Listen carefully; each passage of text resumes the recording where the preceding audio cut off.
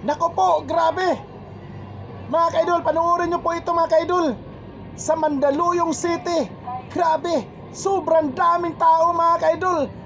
Grabe na po ito mga kaidol, no? Yan ba po ang walang sumusuporta sa alyansa kay President Bongbong Marcos? Grabe mga kaidol, panoorin po. Huling pangangampanya na ng alyansa para sa bagong Pilipinas ng Administrasyong Marcos ngayong araw. At live mula sa Mandaluyong, nasa frontline balitang yan, si Mean Los Baños. Mean, sino-sino mga dumalo dyan sa meeting de avance ng alyansa? Jiggy, mula nga sa Lawag City, sa Ilocos Norte noong Pebrero, dito sa Mandaluyong tatapusin ang pangangampanya ng alyansa para sa bagong Pilipinas ng Administrasyong Marcos. At para sa kanilang huling show, of course, makakasama nila mismo si Pangulong Bongbong Marcos para manuyo ng mga botante. Sarado ang bahagi ng 9 de Febrero sa Mandaluyong City para sa huling campaign rally ng Alyansa para sa Bagong Pilipinas. Mula sa orihinal na planong 21 major rallies, 16 lang ang isinagawa ng Alyansa kasama ang Pangulo. So kahit 16 lang siya, mas malawak ang naging reach niya kesa sa mga style nung araw. Hindi natin to si ate mga kaidol. Kung sinong pinipili niya mga kaidol, pakinggan nyo po mga kaidol, pakinggan nyo po. Hello Mother, sa darating na eleksyon, ano pong pipiliin natin? Team Alyansa o Team China? Siyempre, Team Alyansa! Dahil yan ang ni Bongbong Marcos para sa Pilipinas, hindi ang mga China na yan! So mga kababayan, ang ating iboto ngayon ay Team Alyansa para sa makabagong Pilipino! Malaking tulong din daw para makahikayat ng mga botante ang pagsama ni Pangulong Bongbong Marcos sa kanila.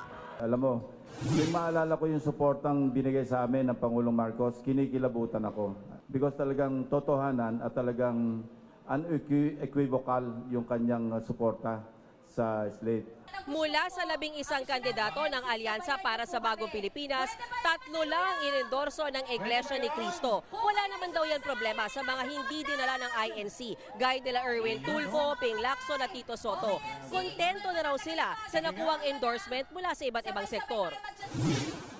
Ang kumalas naman sa alyansa na si Senator Amy Marcos may bagong political ad na nilabas. Ang gobyerno ngayon ay hindi Marcos. Ang gobyerno ngayon ay Romualdez at Araneta. Sabi pa ni Senator Amy, kapag Marcos ang apelido, hindi dapat kumakampi sa mga nagdidiin sa pamilya Marcos. Hindi mo kakainin ang isinuka mo para lamang sa politika. Hindi ganyan ang legasiya ng aking ama. Hindi na ito pinatula ng mga kandidato sa alyansa. Sarili raw na opinyon niya ni Senator Amy.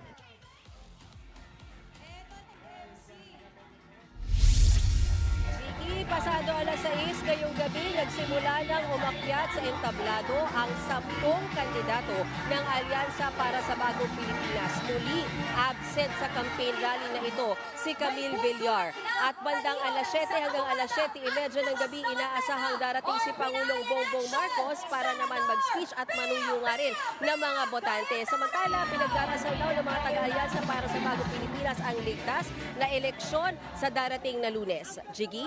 Maraming salamat, Mean Los Baños.